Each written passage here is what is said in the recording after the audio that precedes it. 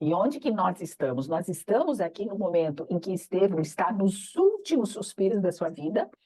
Saulo está lá apreciando todo aquele espetáculo. Realmente parecia um circo, as pessoas lá adorando aquele espetáculo. Estevão, então, já sendo, nos dois planos de vida, sendo, a partir daquele momento, amparado pelo Cristo. E nesse momento, então, nós começamos com a chegada de Abigail ao templo. Dalila, a sua cunhada, e Abigail chegam ao templo.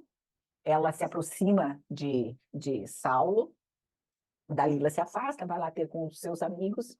E Abigail, o Saulo ainda observa a formosura da sua amada, porque ela estava ricamente vestida, ela estava muito linda, ela estava vestida ao, como ele fala, ao modelo grego, a moda grega, e ela estava muito linda e muito bela.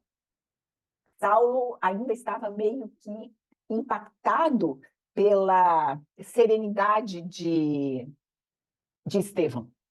Estevão naquele padecimento, naquele sofrimento, e ainda mantinha no seu olhar, aquele olhar piedoso. Eis que então Abigail chega ao templo, vai ter com Saulo, e nesse momento então ela se vira para olhar para a vítima, né, para aquele réu que estava sendo lá, e ela quase não consegue conter um grito de espanto quando ela vê aquele homem amarrado ao tronco.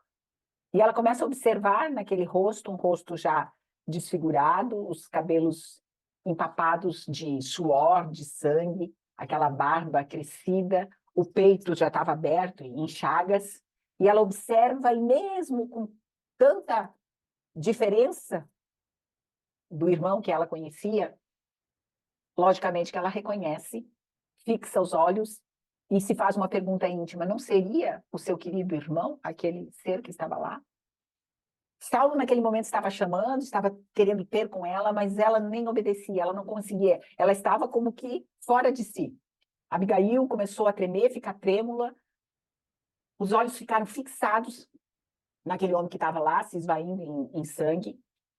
E na dúvida, o seu coração afirmava que era o seu irmão que estava lá, mas a sua razão não permitia consentir que aquele palco de horror estivesse acontecendo. A Abigail tem ímpetos de se jogar na frente daqueles algozes para questionar a identidade daquele ser que estava lá. E, ao mesmo tempo, Estevão já estava nos últimos fios da sua vida. Estava lá no estertor, nos seus últimos suspiros. E ele olha novamente para Saulo, sente uma amizade, um amor incomensurável por Saulo. Ele pensa assim que ele, Estevão, conhecia Jesus e Saulo não.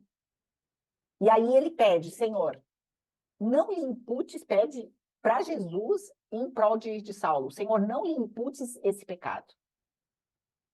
O pecado da morte dele, né? Pedindo que ele não fosse culpado da sua morte. E quando ele olha amorosamente para o seu verdugo, ele olha ao lado e quem que ele vê? A sua irmã. A sua irmãzinha amada, lindamente trajada, bela. E naquele momento, Cristo, ele sente, deve ser uma sensação maravilhosa, né? Ele sentiu Cristo acariciar o seu rosto, consolá-lo. Ele já ouvia os cânticos ao longe e já estava quase que desfalecendo. Nesse momento, então, Abigail, como que sai daquele torpor e fala: Saulo, Saulo, é meu irmão, é meu irmão. E Saulo: enlouqueceste, mulher? Não pode ser, não, não, não, não é ele. E ela dizia: não, é ele. Abigail estava pálida, Abigail estava em desespero e pede, roga para Saulo: concede-me 1 minuto junto a ele, pelo amor de Deus. Saulo diz, imagina Saulo austero, sendo ele o executor da pena de Estevão, aí vem a mulher amada e pede para ter lá com ele, e ele fala: impossível. Abigail insiste, pelo amor dos nossos pais, pelo amor da lei de Moisés, deixe-me falar com ele pelo menos por 1 minuto. Mas Estevão já estava no final da vida. Saulo, então, ele concorda, porque ele achava que era tão absurdo essa coincidência que só podia ser engano. Ele achava assim, ela vai lá, vai ver que Gesiel não é o Estevão e vai sair dessa loucura. Mas, então ele pede aos guardas que peguem o cadáver e levem para a sala dos sacerdotes e vai atender o pedido da amada, né? E quando ele pede que os guardas peguem ele lá, o Estevão, eles avisam, olha, mas ele não está morto ainda, ele ainda está respirando, né? E aí ele disse, não, mas pegue mesmo assim, tipo assim, acabou a execução, leva ele lá, que eu vou ter com ele nessa sala. E aí, para disfarçar, enquanto isso, ele manda servir vinhos aos convidados e deixam lá os convidados tomando vinho e conversando. E ele, então, pega Abigail pelo braço e ele pede para ela que ela se contenha.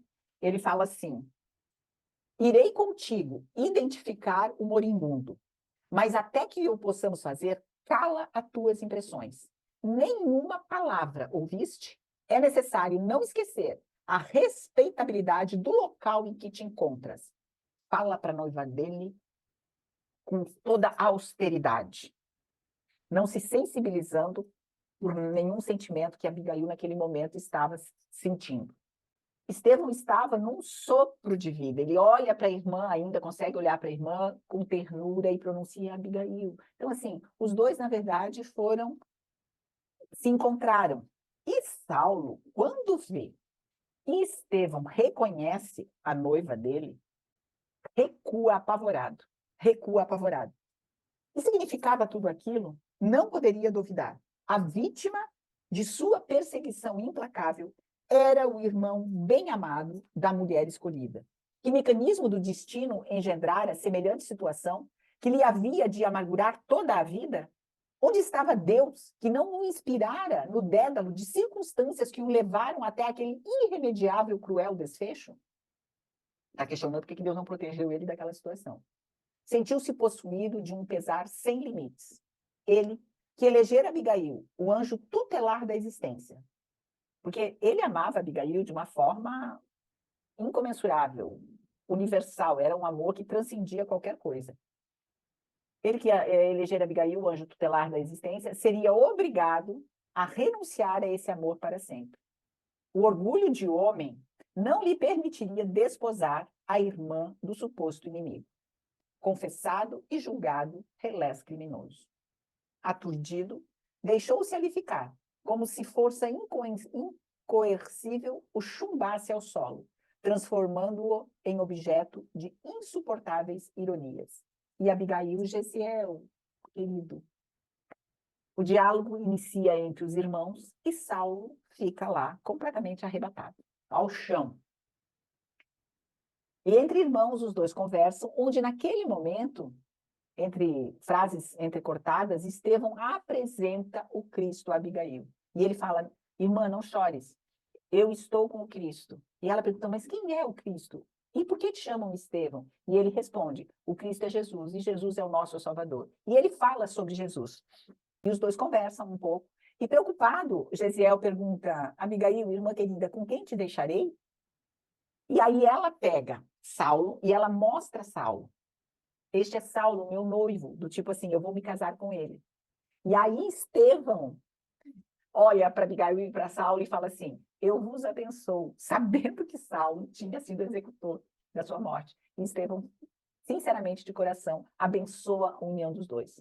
Saulo estava passado, Saulo estava lívido, estava perturbado, um abismo entre ele e Abigail se fez, e aquela compaixão de Estevão o impressionava demais, porque ele, Saulo, naquele momento, ele queria ser odiado, e Estevão não odiava.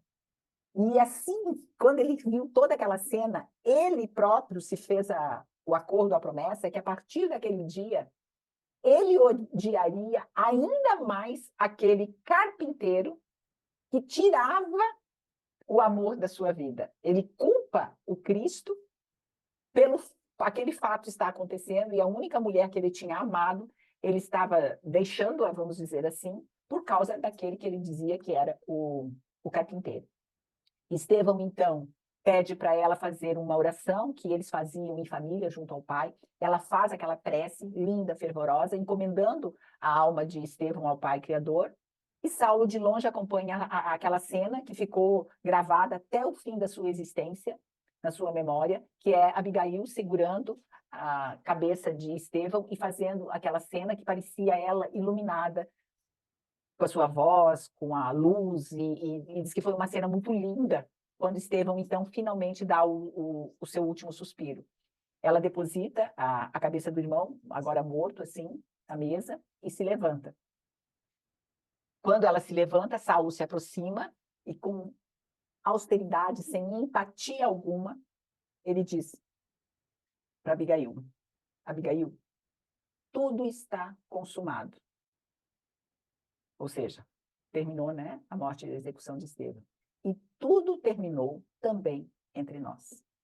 E ele termina o noivado, o futuro casamento, a relação, o amor da vida dele, naquele momento em que ela descobre o irmão dela, o paradeiro do irmão, onde ela estava procurando esse irmão há anos, e mesmo sabendo tudo que tinha acontecido, que o Saulo era o mandante, ela está ali ao lado dele, ainda entendendo toda a situação, e no momento que ela perde o irmão e que descobre tudo aquilo, Saulo vem e termina esse casamento, termina o noivado, e aí sim, a partir de então, ela fica sozinha.